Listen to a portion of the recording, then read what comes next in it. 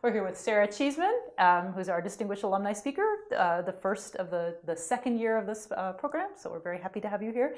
And we'd like, tell us a little bit about your career path and how did you get where you are today, and was it the route you expected to take?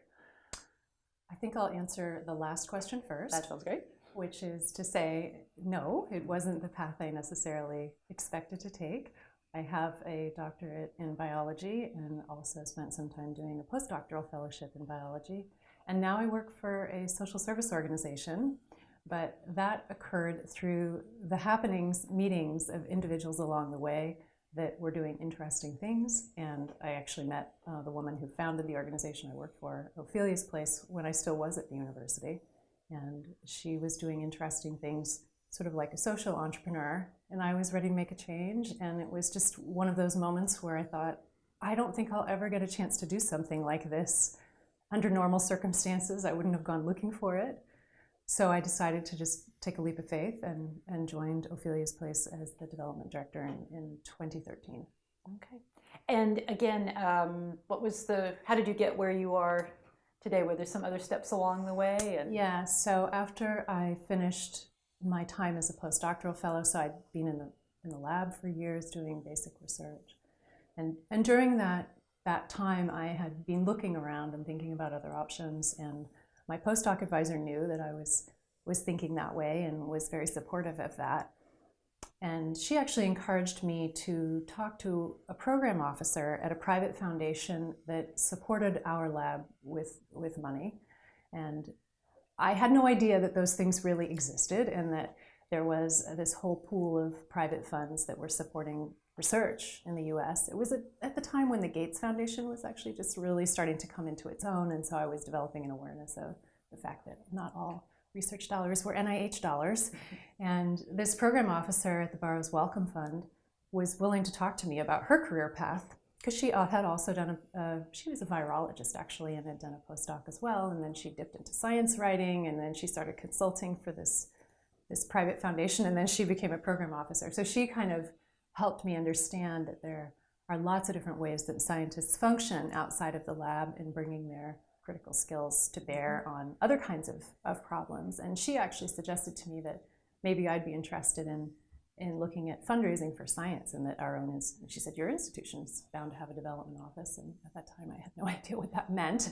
And ironically, my graduate work was and postdoc actually, was in developmental biology. So it meant something altogether different to me, but I learned that word has a lot of different meanings. And so I joined through a series of actually happenstance meetings by doing some sort of volunteer work for the U of O development office. I met a woman who later became my boss in the fundraising office here.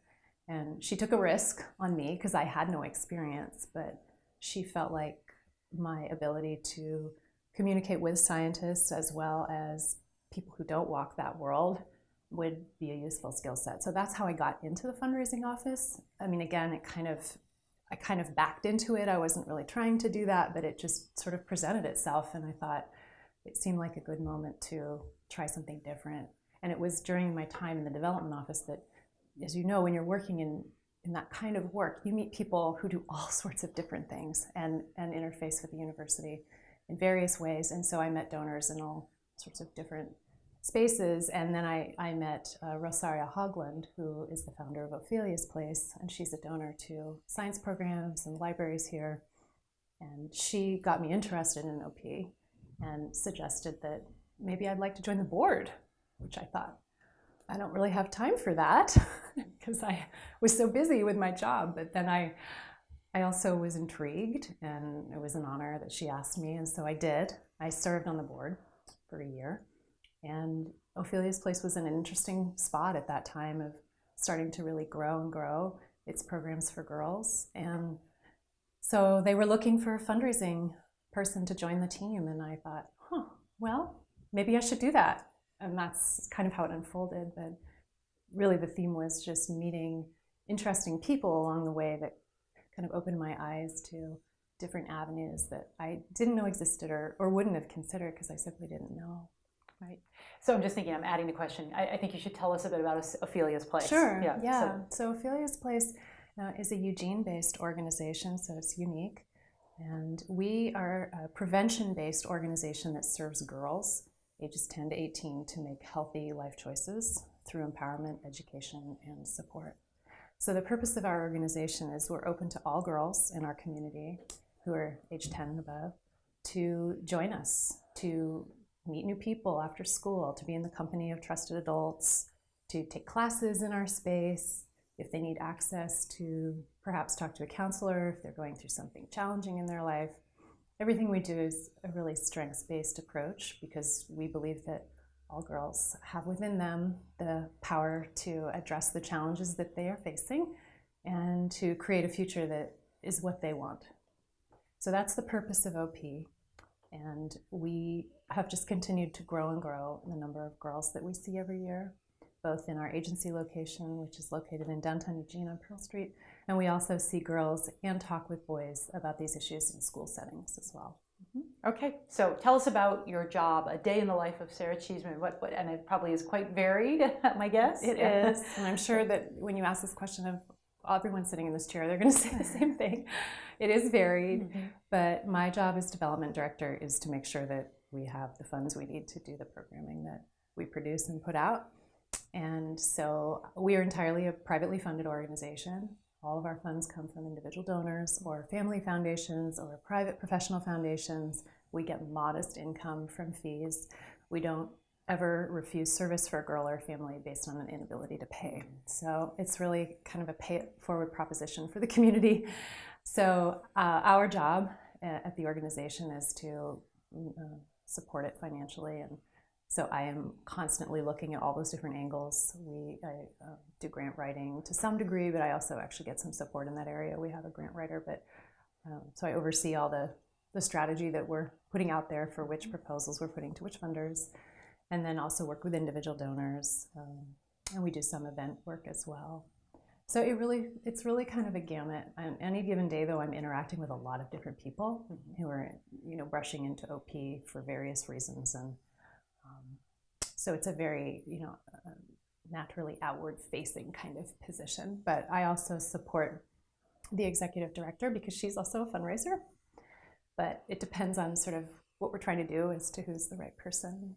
But I support her in that role, and then collaborate also with our program director because I don't determine the direction of the things we're raising money for, but the staff do. So I'm always listening to what they're thinking they want to do next. Great, good. And you mentioned something, you were talking about how your career path and applying the critical skills that you learn in getting a Ph.D. to other jobs and in development or helping with other organizations. And I wonder if you could speak a little bit about that, like how you have learned to transfer some of those skills, or how some of the things you learned in graduate school apply to the job you're doing now, even though it wasn't necessarily where you thought you were headed when you were learning those skills. Right. I was talking earlier today at the lunch with the graduate women about this, the graduate women in science. And I remember as a student and as a postdoc feeling like, well, everybody has these skills. Everybody can stand up and defend an argument, or everybody knows how to write really concise statements and have people understand them. And then I realized when I left the academic world that that's not actually true, and that there are many smart people in the world who don't have those very refined skills. But when you bring teams of people together that are from sort of disparate backgrounds, some people who have those skills, they really can stand out because they bring a lot to a team like that. So the team I'm part of now, the executive director is an MBA, so she has real business acumen.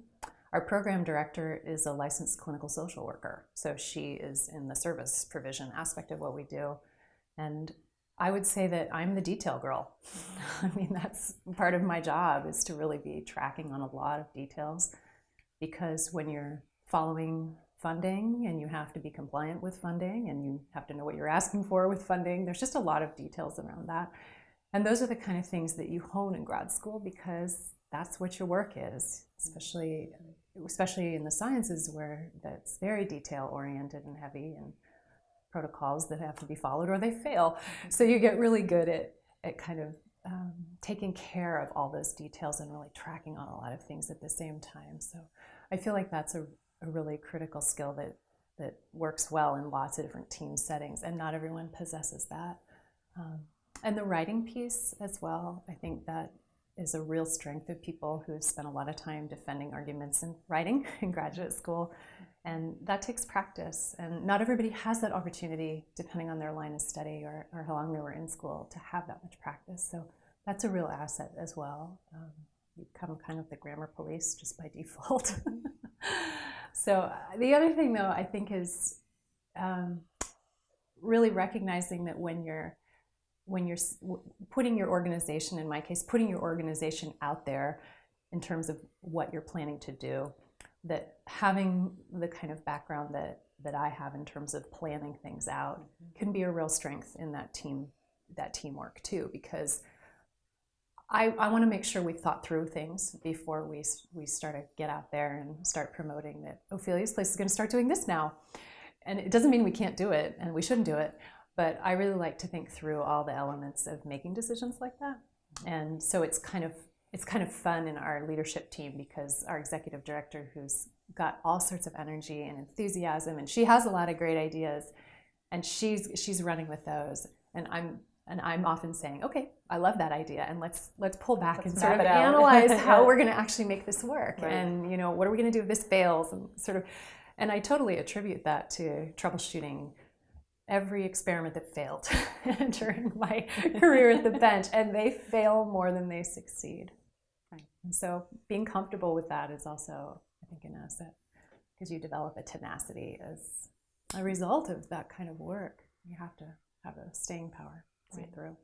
And you're not the first Ph.D. that I've heard who said that assumed that everybody had, everybody could write, everybody can make an argument, everybody can speak a second language, from PhDs in the humanities, and then they realized that actually that's not the case. So, okay, what current events or recent changes in today's society have had the biggest impact on your job that you do now, and what changes or new challenges have you faced? Well, that's a timely question. So as an organization that serves girls, the equal treatment of women is very much in the news. Well, as of this morning, actually, on my way over here in the car, there's been a lot of news lately, of course, about sexual harassment of women and women stepping forward and speaking courageously and openly and up with their voices about this pervasive problem. So, gosh, in the last year, there's just been a lot of things that have occurred that are, interestingly, I think people don't question why we need a place like Ophelia's Place, because women in our society, unfortunately, still haven't achieved parity in so many areas. I mean, we've made tremendous progress. No one would deny that. And we owe a debt of gratitude to the generations of women before us that have laid that groundwork. They absolutely have done that. But we still have work to do. And so it's an interesting balance, because we don't want to, the girls that we interact with at Ophelia's Place, we don't want to lead them to believe that it isn't possible to succeed and follow your dreams and achieve them. But there's a lot of work to do along that road. And so our job, I think, is to really prepare girls to be their best self-advocate as they navigate the transition from being an adolescent to being an adult. And that their voices matter, and that they are their own best advocate and need to stand up for themselves. And through the power of their confidence and their self-esteem, they can do those things. And that role modeling that for girls at Ophelia's Place is what the staff do. And even though I'm not in the aspect of providing services to girls, because that's not my job, just being part of the team, we're sort of all doing that for them. And I certainly interact with a lot of girls that come to our space after school. It's probably one of the best parts of my job, actually, because it's different every day. But yeah, I think the political climate that we're in has also exposed a lot of this tension in the last year. And so we're making progress, but there's still a need for us to continue to march ahead and use our voices, and also to ask men to join us in that cause and help us be that change. It's interesting. It sort of sounds like in the first part of it, you're trying to walk a balance between arming girls with the skills that they need, but also not focusing too much on the adversity they're going to face, because you don't want to discourage them, but you also want them to be prepared when they encounter that adversity. But it seems like an interesting balance to. It's a challenge to do that. And, you know, girls of the age that we're interacting with, Ophelia's places for girls 10 to 18, the 12 and 13-year-old set, who are predominantly who we see after school. The older girls, they've got stuff going on, so they're not so much in need of a safe place after school. But those younger girls, they are very aware of what's going on in the world. And so we owe it to them to try and help them understand what's going on in a way that's appropriate for their age. So that, it's a challenge. I don't think it would be. Okay, how did attending U of O's graduate school affect your career path? And you've already touched on that a little bit, so you can go back about that, or you can talk about it, or maybe it didn't. Or how did it not affect your career path? Oh, no, it absolutely did. No, I have a lot of affection for the university because I spent a lot of time here after graduate school doing more research, and then I spent another 5 years in the fundraising office, and so it definitely holds a place that's dear to my heart. The two women that supported me, as a graduate student, Judith Eisen, as a postdoc, Karen Gilliman, are both incredible mentors who are my friends today. And so they still give me advice when I'm feeling stuck. And kind of the beautiful thing about that is they've taken an interest, in what I'm doing now and supporting what I'm doing, even though it's a real departure from, I'm sure, what they imagined any student of theirs would ever do. But clearly, the people that I've met here along the way have had everything to do with where I ended up today. Okay. And that was funny, sort of a lead in there. Which faculty at the U of O had the biggest effect on your experience here, and how did they affect you? And again, you sort of addressed that. Well, Feel free to say more. Judith Eisen was my doctoral advisor, along with Chris Doe, who was also very supportive in biology. And then, as mentioned, Karen Gilliman. She was a wonderful influence and continues to be a person I find very inspiring. And then there were also some other wonderful biologists that I spent time with as a grad student, including John Postlethwaite, who he was the first person that kind of admitted to me as a scientist that he was interested in a lot of things. Because, as you know, in order to really be an expert, you get really good at kind of your narrow deep dive. But he told me one day that he likes a lot of things. I like studying different things, and it's okay with me to feel out of my depth. And I thought, I had no idea that a faculty member would feel that way or even share that with a student. So I've never forgotten John saying that, because I thought that was brave, and it resonated with me.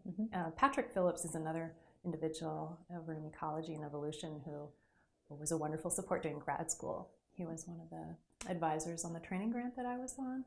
And he also just has had a really expansive view of how people use science in the world at large. And he's someone I also still go to sometimes. Good. Okay. What career advice would you give U of O graduate students who are considering careers outside of academia? So current graduate students are thinking, maybe not academia. So what advice would you give them? Well, that's a broad question, because there's so many different types of degrees people are pursuing here. But I was talking earlier today with the Women in Graduate Science group. They kind of asked me that question too. And I guess my advice would be to set aside time with yourself to explore that question, because it's so potentially broad, it can be paralyzing. And I had that experience for a while where I remember fretting a lot about feeling like I was probably not going to be an academic, but struggling to see what it might be. And so at one point I realized, well, I'm never going to figure that out if I just sit here and spin on that topic. I need to actually start investigating things that are interesting to me. And so this happened when I was a postdoc actually, I would make kind of an appointment with myself once a week for an hour, and I would sort of protect that time and not let experiments or other things creep into it, and go somewhere outside of my everyday environment and start thinking about things. And you just kind of ad lib on paper about interesting things like, I wonder what it would be like to write science for, a journal, like an editorial type position, or gee, I wonder how people get into media that's around science. You're asking yourself these questions and seeing how you respond to them, and then figuring out a way to understand more about those areas if they're interesting to you, and then identifying who you know, or someone who knows someone in one of those spaces that might be willing to talk with you. And that's how I started to navigate that, what seemed like paralyzing field of possibilities, was really taking the time to do that work. It didn't just appear overnight, and I would imagine for many people it doesn't. And then staying open-minded to opportunities that come to you, even if they were something you just couldn't have imagined considering, which is my situation right now. I would never have thought that I would do something like I'm doing. But when I was on the precipice of making that decision, I thought, what have I got to lose? If I've decided that I'm not going to spend my life as a research scientist here, why not try some other things? Mm-hmm. And that is the new normal, really, for people's careers. And we're going to try new things and have various versions of ourselves over the duration of that time. So it just felt like something I wanted to try. Mm-hmm. And so I jumped. Right. And it sounds like also another thing that kind of a sort of almost an implicit piece of advice would be, remember that skills that you're learning in graduate school are not a dime a dozen, that they aren't mm-hmm. commonplace, and how those might be translated into valuable skills in other settings, or how they could be used in other settings as well. It's very true, because they're fundamental skills. Mm-hmm. And when I joined Ophelia's place, I don't have a business background, but I love math. And so it was a natural transition that I would learn through my process there of working with the executive director about how we construct a budget for an organization of our size, which is approaching $1 million. So there's more complexity by far than when I started, but I had no idea how to do those things. And being comfortable with what you know and what you don't know, and your ability, you're a learner. A person who's pursued an area of study for so long is a proven learner. So you're trainable. You can learn new things with your core skills, and it can take you in new directions. Right. Good. Okay. What do you think are the most valuable skills for graduate students who are considering careers outside of academia? What things did you learn or study in graduate school that helped your success? And again, you've touched on some of these already too, but if there's anything else I think to add? Writing is a really critical skill. And given the tenor of social discourse and the attenuation of the forum and how everything's getting shorter and snappier, I just think actually taking the time to learn how to write longer, thoughtful case statements is a really good skill. Because if you end up in a space of writing grants for something, you need to know how to do those things. And so the writing piece, I think, is a really excellent base that translates out into different areas. I also think comfort in speaking publicly to people. And of course, in grad school, you're trained to do that because you have to defend yourself before your audience. Mm-hmm. And that is supposed to be friendly, but isn't always friendly. Mm-hmm. And that's not a bad thing, because that's a situation that will arise elsewhere in your professional life of defending things that you believe strongly in, but you're going to have some dissenters. So I think that too is a really powerful skill that you bring with you that a lot of people don't have. And again, I didn't really appreciate that until I stepped out of this environment. Lots of people really loathe public speaking because they just haven't had a lot of opportunities to do it, and they don't trust their ability to do it. Mm-hmm. And so that's a really great skill. Mm-hmm. Okay, what are your favorite memories of being at the U of O and of Eugene? And of course, you still live in Eugene, so they're still alive, but at the times you were here in graduate school and what you remember. Did you come to Eugene from outside of Eugene when you came here? So yeah, I moved here from California to start my graduate program. And so it was such a beautiful, lush place to be moving to after Northern California being more of a desert environment. So the lushness of Eugene is something I've always loved. And the beauty of this campus. At this time of year, actually, walking around today in the fall and reflecting on that, all the beautiful trees. So I remember days when things weren't working well in the lab, feeling really frustrated. And Judith would say, well, just go for a walk. I mean, it's such a simple gesture, but she's right, get out and get some fresh air. So I loved walking around campus sometimes and kind of collecting my ideas. And so I remember doing that. I also remember going to the museum. It was before the renovation, but the cloister was in place in that time. And when I discovered that was a thing we had here, I thought that was an absolute treasure. So those little places on campus that felt really beautiful are a really fun memory. The other thing, I don't know if this is a Eugene phenomenon, I think it might be, but potlucks. Potlucks with department folks were just this sort of incredibly friendly, welcoming, uplifting environment. I'd never experienced anything like that where I'd been before. And just how interested people appeared to be in you as an individual. And so I appreciated that as a student. It made you feel like you were part of something and not just a member of a program that you were grinding through, but you're actually part of a community. Nice. And how have Eugene and the U of O campus changed since you were here? Well, even though I live here, I don't come here very often.